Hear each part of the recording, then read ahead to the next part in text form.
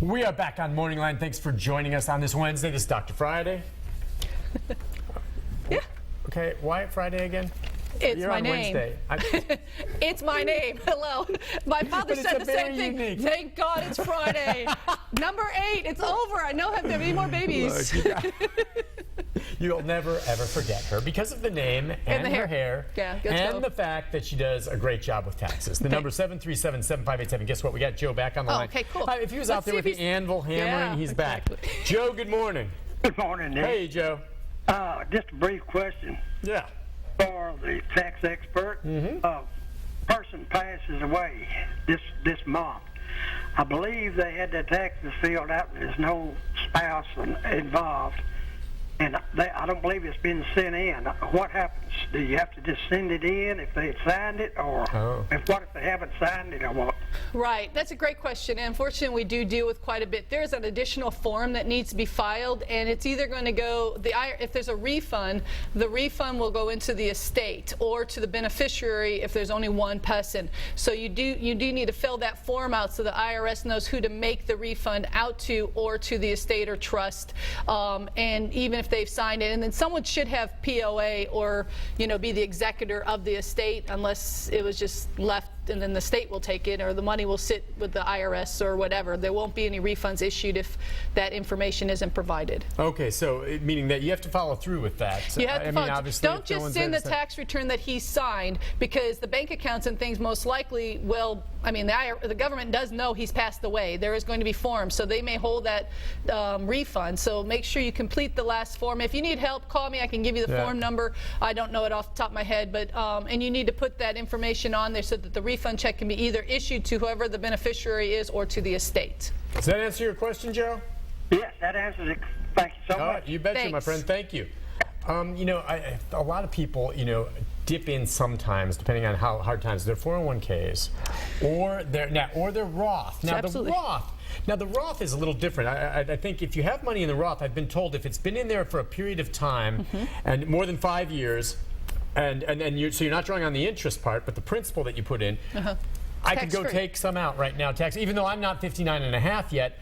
I think I could make some withdrawals on that right now, even You before could. then. I mean, obviously, I'm not a financial Right, I was planner, gonna say, but yeah. I'll put up tax-wise, I would rather you take it from there than taking it from your 401k. Which you're going to pay a penalty on, too, for Obviously, that. if you really need the money, taking a loan from the 401k as long as you're still employed is a much smarter move, because you're already in a hardship. Next thing you know, you're taking money from there, and then you get a job. So not only do people come and tell me, I've had the money withheld on my 401k. They took 20% when I took it out, so I'm not going to owe any taxes. That sounds great, but now you and your wife both got full-time jobs after you did that. Next thing you're in the $150,000 mark or whatever above. That is at 35 or 30%. So now you're going to owe more money because you didn't take out enough in the combination of all of your incomes. So it sounds great on paper, but be very, very smart. And if you've got a tax person, guys, call them before you make that choice. If nothing else, they can actually base it at least on last year. How much is it really going to cost you to borrow that money? Yeah, because I know that really blows people away when all of a sudden they realize what I took out from my 401k bumped me up into another tax Yeah, I had bracket. another person that write $16,000 because of the difference. Oh, I mean, wow. that's huge. Okay, so, and your point is with a Roth, if you take it out, that's not going to bump you up because that's already been paid on. Right, you pay taxes when you going put it in, Right. and so you can take the principal back out, and it costs you nothing from the taxes. Okay, all right. I just, people need Smart to think move. about that if they pull that out at this point. Exactly. And Just be smart. $16,000 Yeah, on one of these because other cases. they needed that money so bad. So did you think they said an additional 16? No. So now we've got a payment plan going with the IRS, which is the world's worst loan offices, to be able to set a payment plan on. So yeah, it's not a pretty thing.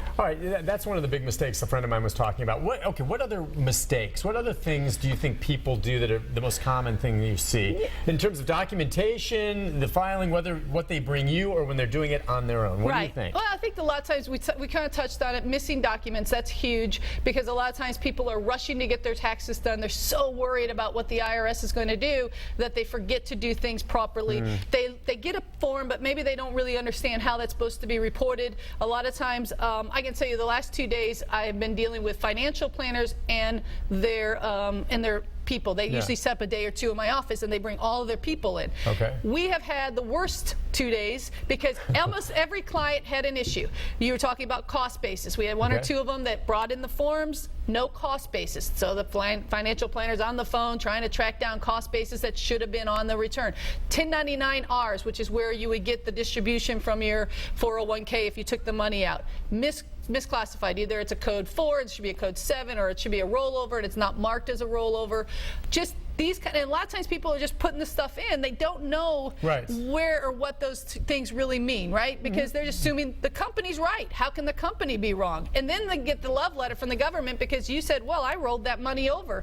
But the 1099 that you have in your hand says code 7. It means it was a distribution. The government's saying, no, you didn't roll it over. You're paying tax today. And so they get these love letters and they're like, I didn't do anything wrong kind of thing. So when they get hit in the face on that, like your friend with $16,000, now, the government's going to want that money at that point, obviously.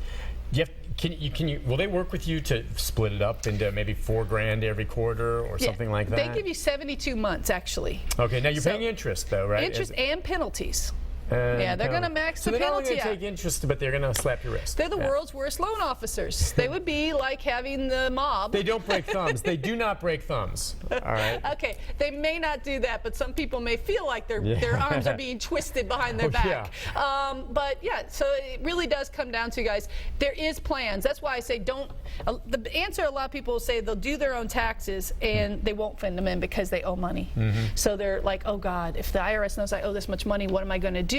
So they just basically forget about it. I don't think they really forget about it, but that's, and then 2 or 3 years. I mean, I had probably 6 or 7 cases where we're doing 8, 10 years where people have just procrastinated to the point where it's past procrastination at this point.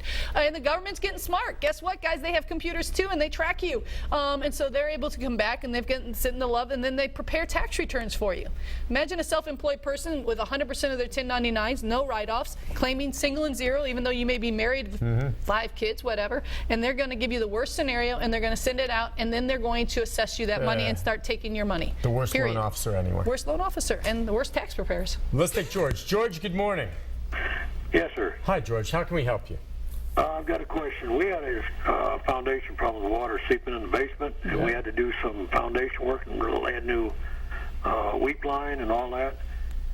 And I'm wondering if there's any way that this can be written off on the taxes, because by the time we got done, we had about $25,000 into it. Wow, okay. Yeah, the answer is no, and that seemed to be pretty consistent this year. I've had several clients that had to do some serious foundation or things, but you do get to add it to your basis. Unfortunately, right now, with the way the tax law is, a lot of people aren't going to sell their homes for profits of more than $250 of a single person or $500 of a married, but it does add to your basis. So let's say you paid $150,000 for that house, you'll add that $25,000 to the basis when you get ready to sell. And so keep that documentation with wherever you have your original purchase papers and things like that, because who knows what the tax law will be when and if you sell, so you may need that information. But it's not going to be a tax deduction for you, unfortunately. Any kind of home improvement, anything like that? Sometimes they say if you're putting in, the green stuff. Yeah, the green stuff. So there's still some green stuff. Insulation, maybe. Yeah, and that's only if you didn't in the last 7 years actually take any energy credits. So if you put a new air conditioner in the last 7 years, or if you put in, new windows or doors and maxed out the $1,500, there's still some $500 credit available to you. But is it like 2,000? It was 1,500, but if you haven't maxed it out, now it's only 500. Oh, I see what you're saying. But, and you have to buy the special kind of windows, things like everything has to be green and it has to be energy efficient. That's not a bad thing. Have you had clients that have saved some money? Absolutely. Every once in a while, we'll get a couple in that will change their air conditioner and get a better SEER. I think it's a CEE rating, and so it comes up and it's a better thing. What if you want solar plates on your roof? Solar now is awesome. I mean, we can still get up to 30% of whatever it costs you or whatever. So we still have some credits. Now that may expire here very soon. Oh, is that right? Yeah. Okay, I didn't know. So solar. So go do it, Nick. Put some new solar panels on the roof. I would love to do that. I don't know. Is Tennessee good for that? Do we get enough sun for that? I don't know. I talked to a builder, and they said I had to have my house a whole different direction to do it. So let's put it on a turntable and start turning it. It wasn't pretty. Well, listen, I've thought about doing that, doing the green, but there's nothing else you can do with home improvements what if it's something related to a job if you work out of your home? Like you build an office in there. Well, that's great. Yes, home offices, there are two, and something a lot of people didn't know is in 2013 we ended up with a simple system of office setup, which is $5 a square feet up to $300 300 square feet, which means you don't have all that difficulty of 1/20th of the house or 1/10th of the house was the square foot. You get 5 up to 1,500. It's a very clean, easy. You don't have to worry about the depreciation on the home, all that kind of stuff. So there is two sources: actual, based on square footage. I have a 3,000 square foot home, 300 feet of it is office, so I get 1/10 of the expenses, or the simplified way, which is $5 up to 300 square feet. All right. All right. On that note, I'm going to get the number out, 737-7587. We have to go to a break. Okay. But when we come back, I want to ask you a couple things. I don't want to get too political with you, okay? We're not talking politics so much. But there are candidates out there talking about if they were elected, they would do away with the IRS and find another way. And can you see that big monstrosity going away? But we'll talk about that after the break. How about that? Okay. I like that just attitude. some thoughts. I mean, see what people think. But I mean, that's some of what you hear in politics and what some of these candidates are talking about they would do with the IRS, and it affects folks that way. Yeah, it's a political discussion, but we won't go too politics with you. All right, we'll take a break. When we come back, this is a longer break for us. When we come back, we do have some lines open if you want to jump in. Many of these people may already have done their taxes, so maybe they don't have questions. But 737-7587. We'll be back with more of our conversation with Dr. Friday, our tax expert, right after this. Stay with us.